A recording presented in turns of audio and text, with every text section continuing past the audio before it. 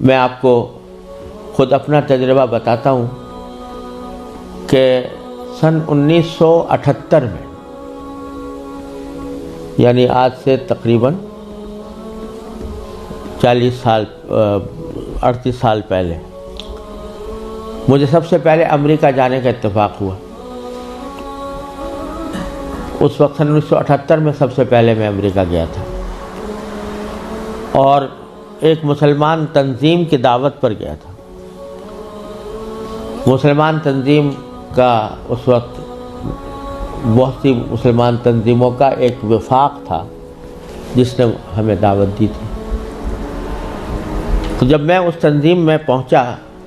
اور اس کا سالانہ کنونشن تھا،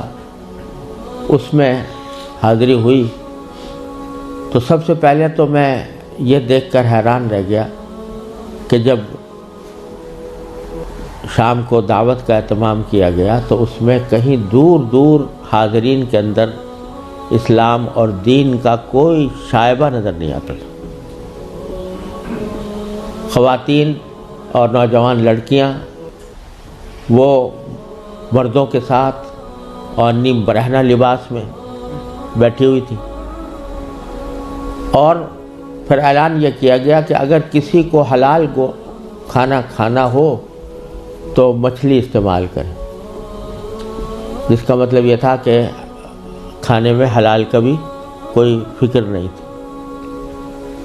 وہاں بیٹھنا مشکل ہو گیا، ہم لوگ کہیں الگ چلے گئے۔ اس کے بعد معلوم ہوا کہ ایک رقص و سرود کی زبردست محفل منعقد ہوئی۔ ایک بوٹنگ کا پروگرام تھا، اس بوٹنگ کے پروگرام میں سارا جو پروگرام تھا وہ رقص و سرود کی محفل میں گم ہو کر رہ گیا۔ یہ سارے نظارے دیکھنے کے بعد جب مسلمان تنظیم جس نے دعوت دی تھی اس کے سربراہ سے میں نے شکوہ کیا کہ بھائی آپ نے یہ مسلمان تنظیم ہے اور اس میں کہیں دور دور بھی کوئی شائبہ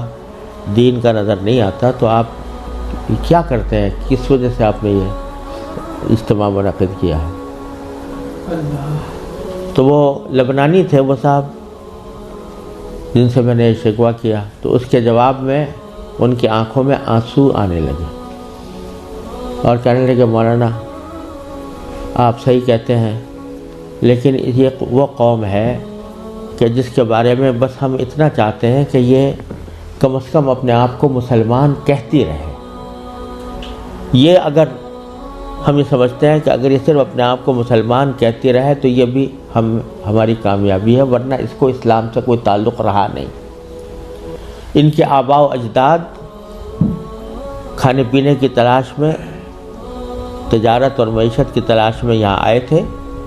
ان کو اپنے بچوں کی تعلیم و تربیت کی کوئی فکر نہیں تھی۔ یہ اسی ماحول کے اندر پلے بڑے ہیں، اور اس کے نتیجے میں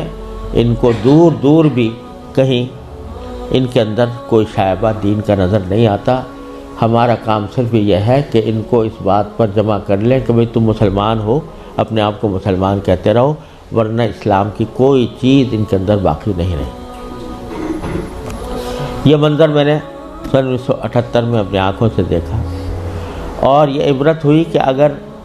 مسلمانوں نے اپنے بچوں کو، اپنی نسلوں کو صحیح تعلیم و تربیت دینے کی طرف توجہ نہ دی تو اللہ بچائے یہ اس بات کی کا اندیشہ ہے کہ اللہ بچائے جو آنے والی نسلیں ہیں وہ اللہ بچائے مرتد نہ ہو جائیں، اور اگر خدا نہ کرے ہماری اس بے توجہی اور غفلت کی وجہ سے ایسا ہوا کہ ہماری نئی نسلیں گمراہ ہوئیں، غلط راستے پر گئیں، تو اس کا وبال ہمارے اوپر ہو، کیونکہ قرآن کریم کا ارشاد یہ ہے کہ ایھا الذین آمنوا قوا انفسکم واہلیکم نارا۔ جہنم سے بچانا صرف انسان کے لیے اپنا فرض نہیں ہے کہ وہ خود اپنے آپ کو بچائے، بلکہ اپنے گھر والوں کو بچانا بھی اس کی اپنی ذمہ داری۔ اور یہ بڑے شرم کی بات ہوگی کہ ہمارے آباء و اجداد نے ہمیں اللہ تعالیٰ کے فضل و کرم سے ایمان اور اسلام کی دولت ورثے میں عطا فرمائی، اور ہم اپنی اولاد کو اللہ بچائے غلط راستے کے اوپر ڈالنے کے ذمہ دار بنے۔ اس سے زیادہ شرم کی، اس سے زیادہ نقصان کی کوئی اور بات نہیں ہو سکتی۔ لہٰذا یہ مسئلہ جس اہمیت کے ساتھ توجہ کا محتاج ہے، اللہ تعالیٰ کا بڑا فضل و کرم ہے، اب حالات میں تبدیلی آ رہی ہے، خاص طور سے انگلینڈ میں اور امریکہ میں بھی اب بہت مسلمانوں کو اس طرف توجہ ہوئی ہے، ادارے قائم ہو رہے ہیں، لیکن جس پیمانے پر ضرورت ہے اس پیمانے کی ابھی تک کمی ہے، اور اس کا واحد علاج یہی ہے کہ جس کے دل میں بھی یہ درد ہے وہ دامے درمے قدمے سخنے جس طرح بھی ہو سکے وہ ایسے ادارے قائم کرنے کی کوشش کرے، ان اداروں کے ساتھ تعاون کرے، اس میں اپنے بچوں کو بھیجنے کا اہتمام کرے۔